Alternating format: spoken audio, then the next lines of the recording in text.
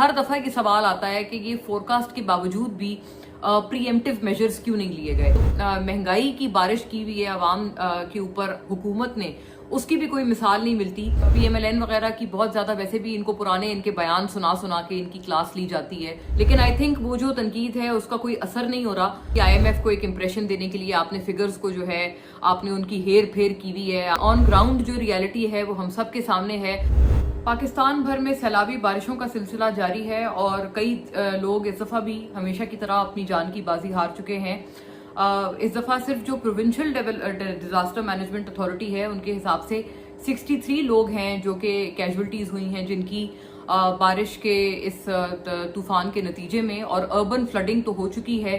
बाकायदा पंजाब में जो फ्लड इमरजेंसी है वो भी इस वक्त लगी हुई है और सेक्शन 144 भी इम्पोज किया हुआ है। इसका मतलब ये कि लोग अपने घरों से ना निकलें और ज़्यादा से ज़्यादा अपने घरों में रहें। और एक अजीब सा शौक भी बदकिस्मती से यहाँ हमारे लोगों को हो जाता है कि जब भी देखते हैं कि बारिश हो गई है तो अच्छा मौसम देखते हुए जी सारे के सारे लोग जो हैं वो उल्टा और ज़्यादा जो तफरीही मकामात हैं या जो सयाहत के मकामात हैं, मरी वगैरह है, वहाँ पर चले जाते हैं। इसी वजह से अच्छी बात है कि मोटरवे भी इस दफ़ा बंद कर दी है। M1 M2 दोनों मोटरवेज बंद हैं ताकि इस तरह की कोई एडवेंचर करने के लिए कोई अपने घर से ना निकले। और हमेशा उस सिलसिले में हम देखते हैं कि बहुत सारे लोगों की कैजुअल्टीज होती हैं क्योंकि लोग इस तरह से एक बहुत गफलत का और बहुत ज़्यादा गैर जिम्मेदारी का एक डिस्प्ले करते हैं जिसकी वजह से उनको अपना नुकसान होता है। और पख्तूनख्वा में भी बताया जा रहा है कि ये जो सिलसिला है वैसे तो मुल्क भर में चल रहा है मानसून रेंज का। पख्तूनख्वा में भी एटलीस्ट 6 लोग हैं जिनकी कैजुअल्टीज रिपोर्ट की जा रही हैं। हर दफ़ा ये होता है कि जो अनरिपोर्टेड कैजुअल्टीज होती हैं वो रिपोर्टेड कैजुअल्टीज से कई ज़्यादा होती हैं और अनफॉर्चुनेटली ये कि वो सामने ही नहीं आती हैं। ज़्यादातर जो ये अमवात होती हैं या ये जो कैजुअल्टीज होती हैं वो एक तो इंफ्रास्ट्रक्चर के गिरने की वजह से हो रही हैं। इस दफ़ा भी रिपोर्टेड है कि जो घरों के छत गिर गए हैं या इंफ्रास्ट्रक्चर गिरा है कहीं पे, उसके तले दब के लोग जो हैं वो अपनी जान की बाजी हार गए हैं। और सिमिलरली जो इलेक्ट्रोक्यूशन है ख़ासतौर पे कराची वगैरह में या जो अर्बन सिंध है वहाँ पर बड़ी कॉमन है ये चीज़ कि इलेक्ट्रोक्यूशन की वजह से लोग जो हैं वो जान अपनी उनकी चली जाती है क्योंकि वहाँ पर जो बिजली की ट्रांसमिशन का सिस्टम है वो अंडरग्राउंड नहीं है, वो इसी तरह से खुले आसमान के नीचे है। तो बारिश जब होती है सबसे पहले तो वो जो बिजली का सिस्टम है वो जो है फौरन बैठ जाता है। कई दफ़ा इस वजह से बिजली बंद भी कर दी जाती है बाकायदा, मतलब एक्चुअली जो KEC है या के इलेक्ट्रिक है वो उनकी तरफ से बिजली बंद कर दी जाती है इसी वजह से। और ये जो हैदराबाद का भी जो हेस्को वगैरह है या सक्कर का है, ये सारे लोग इसी वजह से बिजली बंद कर देते हैं ताकि ये कि अगर बिजली की कोई तार गिर जाए तो उसमें करंट ना हो और उसकी वजह से पानी में जो है वो करंट ना दौड़ने लगे।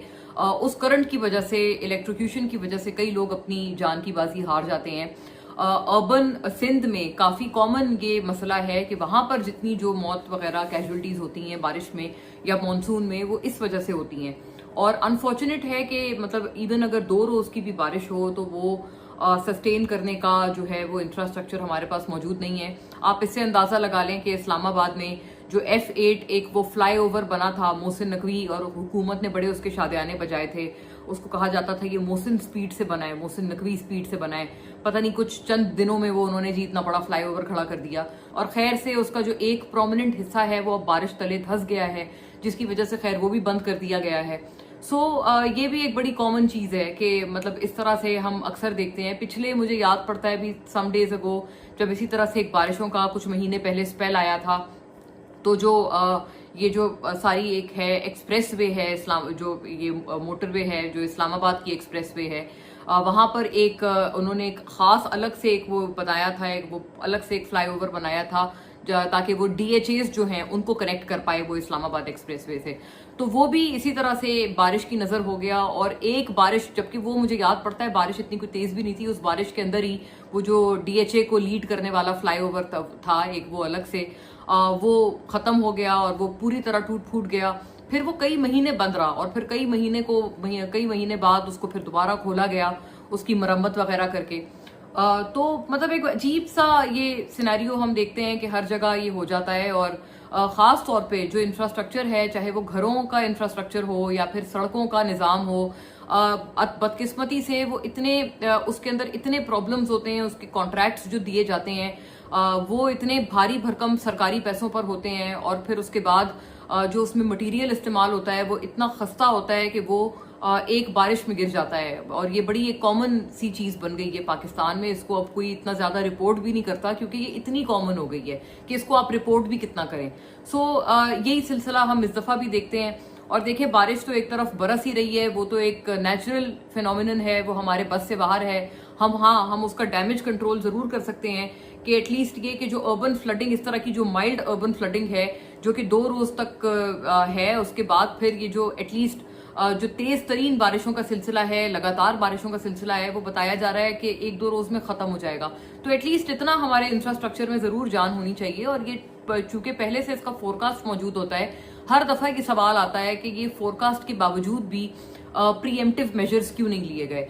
तो ये बड़ी बदकिस्मती की बात है और ये तो नेचुरल फिनोमिनन है। मैं कहना ये चाह रही थी कि इसके अलावा जो महंगाई की बारिश की हुई है आवाम के ऊपर हुकूमत ने, उसकी भी कोई मिसाल नहीं मिलती।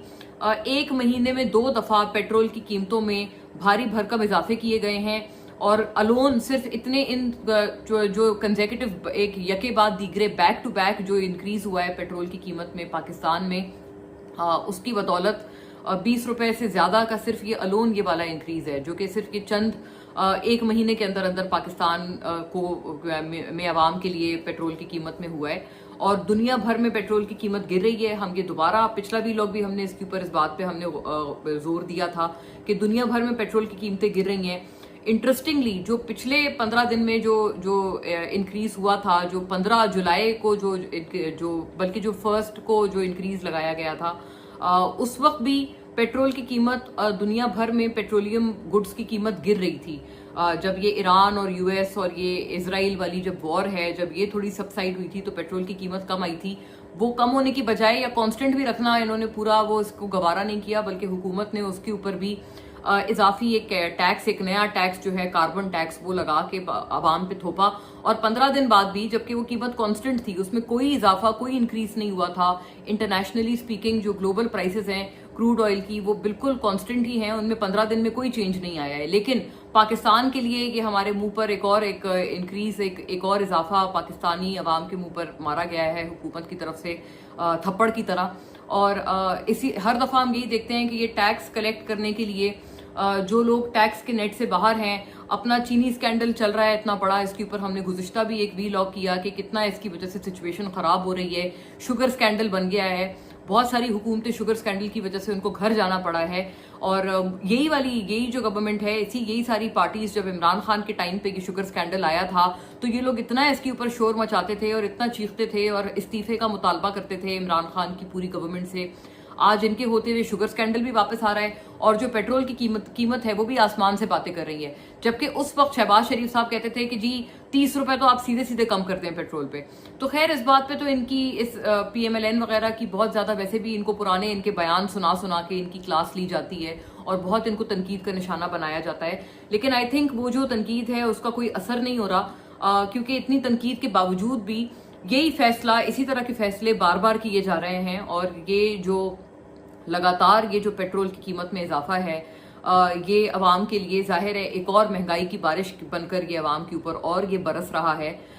तो ये जो पूरी एक सॉरी सी सिचुएशन है वो हमारे सबके सामने है कि जो रिलीफ है वो प्रायोरिटाइज करने की जगह वही लोग जो आम टैक्स पेयर्स हैं, हर बंदे ने वो जो टैक्स है वो अदा करना है। इसको इनडायरेक्ट टैक्स कहा जाता है पेट्रोल पे अगर आप टैक्स लगाएं, क्योंकि एक आम आदमी, एक CD70 चलाने वाला, बसों रिक्शों में सफर करने वाला आदमी भी ये वाला टैक्स अपनी जेब से अदा करता है। जो उनके इनकम पे टैक्स है वो अलहदा है। वो जो बड़े बड़े लोग हैं, वो जो बहुत असर रसूख रखने वाले और जिनकी जो फाइनेंसियर्स होते हैं इन बड़ी बड़ी पार्टीज के, और वो सारे जो लोग होते हैं, उनको हम देखते हैं कि उनके ऊपर कोई टैक्स नहीं आयद हो रहा और वो हमेशा की तरह अभी भी टैक्स नेट से बाहर हैं। उनकी इनकम को कोई हाथ नहीं लगा रहा, वो अनटचेबल्स हैं।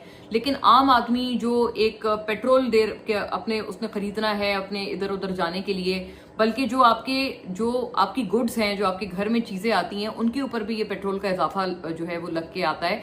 क्योंकि वो जो ट्रांसपोर्टेशन कॉस्ट होती है, चाहे सब्जी फल फ्रूट हो, कोई मीट हो, दूध वगैरह दही हो, डेयरी प्रोडक्ट्स हों, उन सब पे ये ट्रांसपोर्टेशन कॉस्ट लग के उनकी जो एंड कॉस्ट है वो कस्टमर के लिए बढ़ जाती है।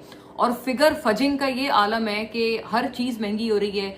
पेट्रोल जो सबसे बड़ा फैक्टर है महंगाई को कम या ज्यादा करने में, पेट्रोल अगर महंगा होता है तो उसका एक स्नोबॉल इफेक्ट होता है, उसको हम इकोनॉमिक टर्म्स में कहते हैं। क्योंकि अगर पेट्रोल महंगा हो रहा है तो इसका मतलब ये कि हर चीज महंगी हो रही है। हर चीज महंगी होने के बावजूद भी ये आप इसको, मैं कहती हूँ इस पूरी चीज को आप शाबाश दें कि जो महंगाई के फिगर्स हैं, जो स्टेटिस्टिक्स हैं, इन्फ्लेशन के जो फिगर्स हैं जो गवर्नमेंट की तरफ से आते हैं, वो बड़े अच्छे आ रहे हैं, वो बड़े कम आ रहे हैं। उसी की बुनियाद पे जी इंटरेस्ट रेट भी कम हो रहा है। और ये ऑब्वियसली हुकूमत के अंदर बैठे हुए लोग भी, हुकूमत करने वाले भी जो लोग हैं, वो ये सवाल उठा रहे हैं कि वो जो चीज आपको नजर नहीं आ रही वो आपके फिगर्स में किस तरह से, आपके स्टेटिस्टिक्स में किस तरह से रिफ्लेक्ट हो रही है। अगर महंगाई बढ़ती पे बढ़ती चली जा रही है लेकिन फिर भी आप कहें नहीं जी इन्फ्लेशन अंडर कंट्रोल है, तो इसका मतलब क्लियर कट यही है कि आप जो है कुछ फिगर्स को मैनिपुलेट कर रहे हैं, कुछ फिगर फजिंग कर रहे हैं। और मे बी IMF को एक इंप्रेशन देने के लिए आपने फिगर्स को जो है आपने उनकी हेर फेर की हुई है, आपने अपने नंबर्स को कंट्रोल में रखा हुआ है। लेकिन ऑन ग्राउंड जो रियलिटी है वो हम सब के सामने है। और अनफॉर्चुनेटली वो जो आदाद व शुमार हम जिन्हें कहते हैं, उन आदाद व शुमार में भी वो जो तल्ख रियलिटी है जो कि आम आदमी इस वक्त बर्दाश्त कर रहा है, उन आदाद व शुमार में भी उस तल्ख रियलिटी को छुपाया जा रहा है। और जो एक आम आदमी की जो तकलीफ है वो उन स्टेटिस्टिक्स में, आदाद शुमार में भी नहीं उसको रिफ्लेक्ट होने दिया जा रहा। तो इससे ज्यादा बदकिस्मती क्या हो सकती है।